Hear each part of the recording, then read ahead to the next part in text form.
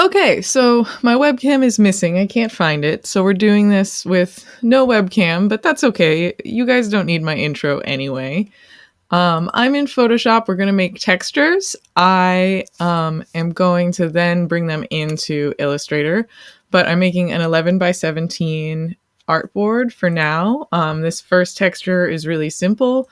We can just add two filters on top of each other. So the two filters are filter, noise, add noise, and you can adjust like how much noise you add.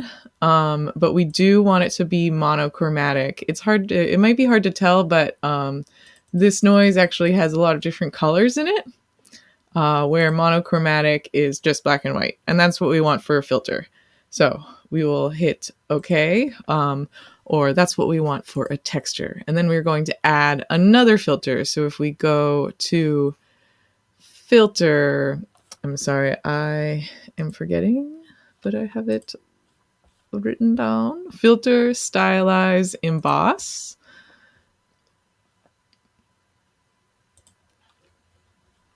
And then we can play with this texture and like what angle is the light coming from? How big is the height of the embossing?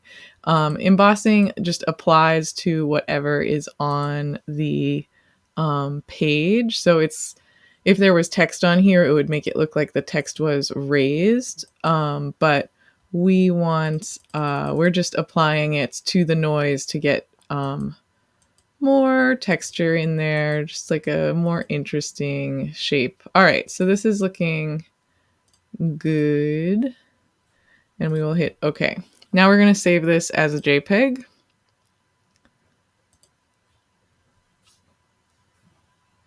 And after that, we are going to open it up in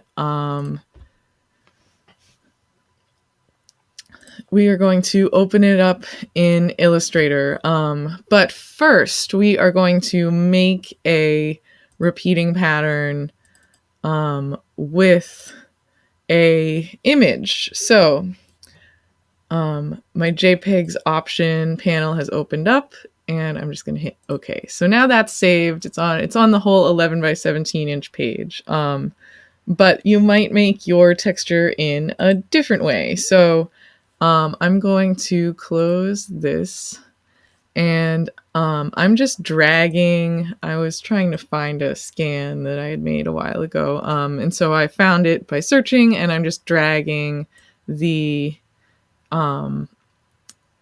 document in here. Did that work? Yeah, okay, it had worked. Beautiful. So now we are going to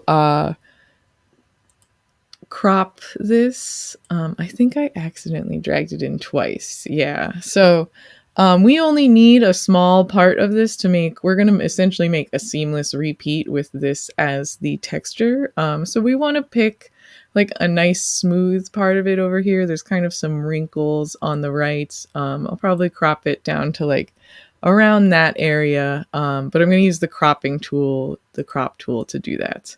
And with the crop tool, for this technique to work, because we are going to use filter other offsets, we need to delete the cropped pixels. Otherwise, filter other offset won't work like I intend it to work in this lecture. So we have to have that checked.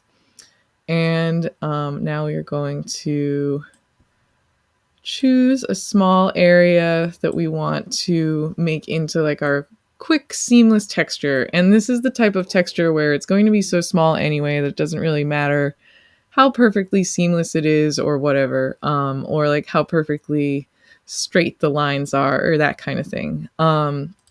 So if we move the background layer, I'm going to convert it to a normal layer. You'll see that it is transparent back there. It didn't save the pixels. Like cropping can sometimes accidentally save the pixels if delete crop pixels isn't checked. And now you're going to, with this layer selected, go to filter other offsets. And sometimes I have you all check check the width and the heights by going to image size, but we are just going to fudge it and see if we can't get it in the middle just by eyeballing it. And I can just barely see the seam, and I'll zoom in a second. Since this is about square, we will guesstimate both of them are in the center there, but it's going to be, yeah, it's very hard to see. And this seam is almost perfect. What I would just do, and I know you might not be able to see the seam, is the comment I always get from students, is I'm just going to use the clone tool. I'm not going to touch the edges at all with my texture brush. I'm just going to use this, not a texture brush. I'm just using the clone brush and copying pixels from one section to the other. So a quick clone brush, and that gets rid of the seam. And we are going to save this as a JPEG. Save as. Actually, let's convert it to black and white first. We don't need it to be color.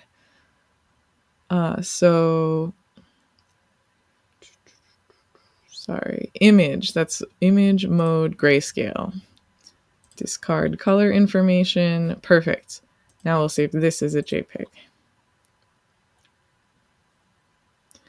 And this one is not taking up the whole 11 by 17 inch page. Instead, we are going to have to define it as a pattern in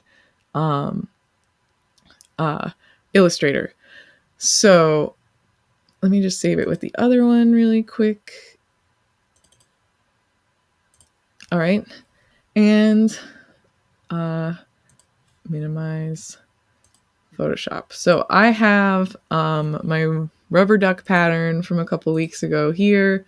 And I want to apply those two textures over it. So the first one is pretty straightforward.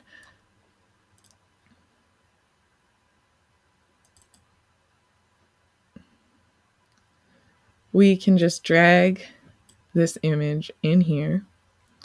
And now we need to use the transparency panel in order to apply the texture to the shape underneath it. Okay, so with it selected, we have to get out the transparency panel, window transparency. And then you might have played with these transparency settings before in Photoshop, but Illustrator has the same ones. We can try lighten, I think screen, I think multiply is a nice option. What's important though is that you understand that this actually, if you were ever sending this image to be like turned into a screen printing or something like that, you would need to send them this image with no texture on top of it. The texture is just for portfolio purposes, but that's cool. And it looks pretty good, and we can just lower the opacity. So all of these transparency settings do different things depending on what colors are interacting with each other. So multiply or soft lights, these are good options. And sometimes you just have to experiment. Actually, hard light looks really good. So that's perfect. Let's bring in the other shape or the other texture just to show you how that one would work, which just has one extra step. So if we bring in, here it is, scan 002. So we'll move this one off to the side. This is just a small square, and we have to hit embed up here at the top and then go to object pattern make. If you don't hit embed, it'll give you an error message and tell you have to embed it. So we can go to object pattern make, and it adds the swatch over here. We can hit done. And now we will just draw a rectangle. I'll move this out of the way. Draw a rectangle that is filled with this pattern. And let's try multiply. Hard light.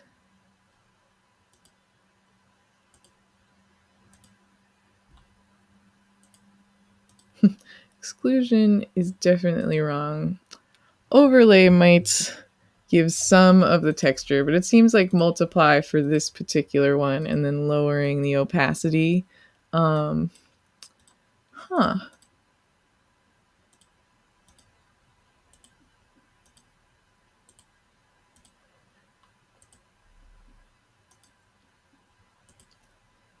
I wonder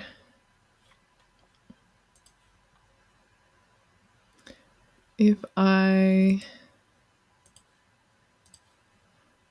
have done something wrong, but I think it's just an experiment always. I think maybe this could have used more contrast put into it somehow in Photoshop, because it's giving this kind of like solid effect. Like the texture is only barely showing up here.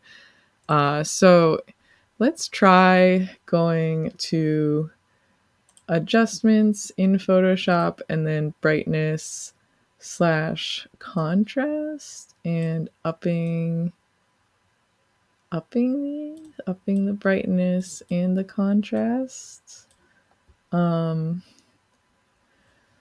Adjustment layers are always handy. I also play with levels a lot. And yeah, let's add more white into this. All right. So let's try saving this as a JPEG instead. Oops. I accidentally moved the page.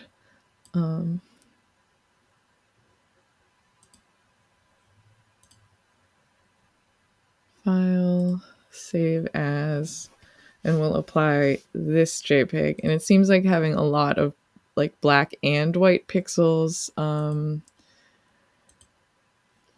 really helps with this kind of thing.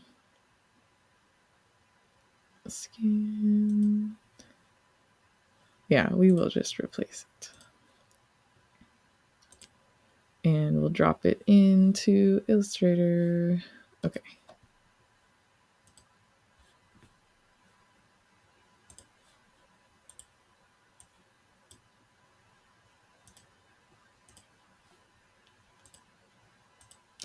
So object pattern make. You can do that with JPEGs. And then sometimes it can get unwieldy. You want to do it with pretty small JPEGs. And let's try this pattern, which just has a lot more white in it. Yeah, and yeah, now multiply is working a lot better. And I bet we could even try hard lights. Yeah, and it's giving some of that texture. I'm surprised hard light is not letting any of the color go through, but there's always the option of lowering the opacity. There's also the option of doing the opposite. So if we change this to normal and raise the opacity up, we can actually bring this to the front. And we can put the multiply on this. So then we can choose multiply color, or sorry, transparency hue.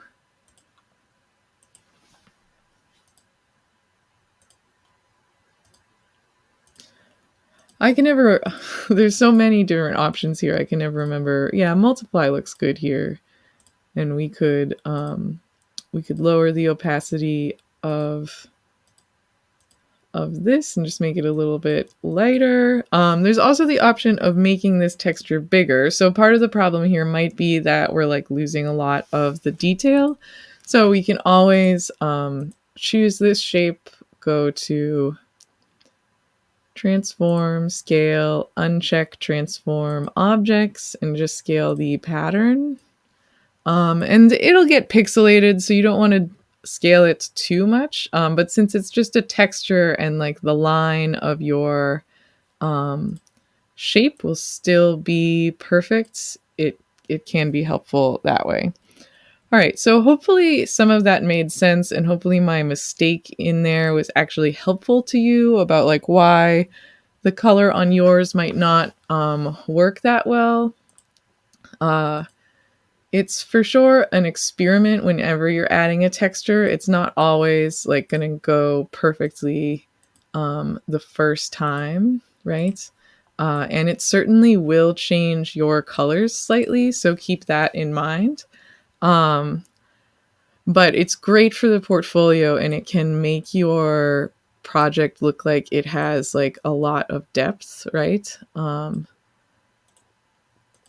there's lots of different options for textures. You can make your own.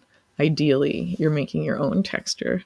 But yeah, let me know if you have any questions about this process. This is the way I would do it. You could also save this as a JPEG, your clean artwork, and bring it into Photoshop and do the transparencies in there.